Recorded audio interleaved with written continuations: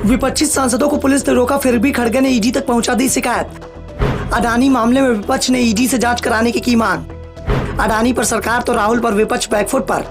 संसद के तीसरे दिन भी कोई काम नहीं हुआ। सत्र का तीसरा दिन भी राहुल गांधी से माफी और अडानी की से जेपीसी की मांग को लेकर हंगामा मचता रहा। भाजपा ने जहां एक बार फिर से राहुल गांधी के लंदन में दिए बयान को लेकर उसे सदन में माफी मांगने की बात कही, तो वहीं कांग्रेस और विपक्षी दल अडानी हिडनबर्ग की रिपोर्ट को जेपीसी से मांग कराने को लेकर हंगामा करते रहे, जिस कारण से सदन की कार्यवाही को स्थगित कर दिया गया। कांग्रेस अध्यक्ष मल्लिकार्जुन खड़गे के पार्लियामेंट चैम्बर में विपक्षी दलों की बैठक हो रही थी। इसमें तय हुआ था कि हिडनबर्ग अडानी की रिपोर्ट की जांच के लिए दबाव बढ़ाया जा रहा है और इसी दबाव पर दिख रही सरकार की चुप्पी पर भी सवाल उठाए गए हैं। तय किया गया है कि अडानी मामले की जांच को लेकर एक चिट्ठी लिखी जाएगी, जिस पर सभी विपक्षी सांसदों के दस्तखत होंगे। इसे ईडी को सौंप दिया जाएगा और जांच की मांग की जाएगी। इसके लिए संसद से लेकर ईडी ऑफिस तक पैदल मार्च किया जाएगा और जैसे ही संसद स्थगित हुई, विपक्षी दलों के सांसदों ने ईडी ऑफिस के लिए मार्च निकाल दिया, लेकिन सांसदों को विजय चौक पर ही रोक दिया गया। सांसद ईडी ऑफिस तक नहीं जा सके। करीब 25 मिनट तक विजय चौक पर ही प्रदर्शन करने के बाद भी सभी नेता संसद की ओर लौट गए। इसके बाद कांग्रेस अध्यक्ष मल्लिकार्जुन खड़गे ने कहा कि सरकार ने 200 सांसदों को रोकने के लिए 2000 पुलिसकर्मी लगाए हैं। वे बात लोकतंत्र की करते हैं, लेकिन हमारे शांतिपूर्ण प्रदर्शन को भी रोका जा रहा है। हम तो सिर्फ ईडी के ऑफिस जाकर अडानी के मामले की डिटेल इन्वेस्टिगेशन के लिए शिकायती चिट्ठी देना चाहते थे। हमें रोकना कौन सा लोकतंत्र है।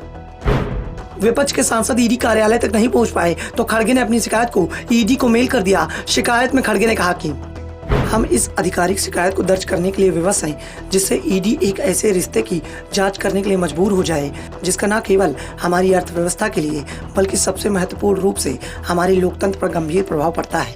इस मामले में कारपोरेट धोखाधड़ी, राजनीतिक भ्रष्टाचार, धोखाधड़ी के माध्यम से स्टॉक कीमत में हेरफेर और एक कारपोरेट समूह को लाभ पहुंचाने के लिए सार्वजनिक संसाधनों के दुरुपयोग एकाधिकार के गंभीर और दूरगामी आरोप शामिल है।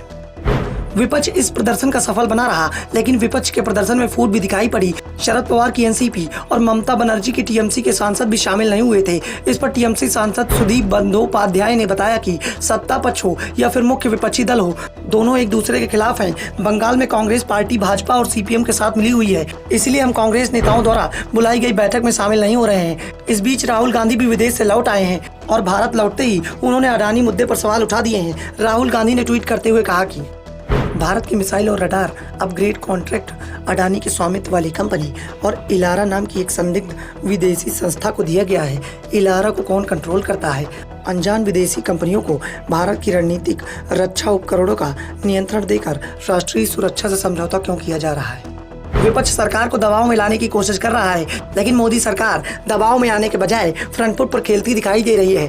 3 दिन में संसद विपक्ष ने नहीं, सत्ता पक्ष के सदस्यों ने ठप रखी है। सत्ता पक्ष के सांसद लगातार इस बात की मांग कर रहे हैं कि राहुल गांधी ने जो कुछ भी ब्रिटेन में जाकर कहा वो संसद में आकर इसकी माफी मांगी। तो दूसरी ओर राहुल गांधी साफ कर चुके हैं कि जो उन्होंने कैम्ब्रिज में कहा वही बातें वो भारत में लगातार कह रहे हैं, जिनमें कुछ भी नया नहीं है। अगर कुछ गलत नहीं कहा गया है तो फिर माफी क्यों मांगी जाए? ब्यूरो रिपोर्ट, द नव दर्पण न्यूज।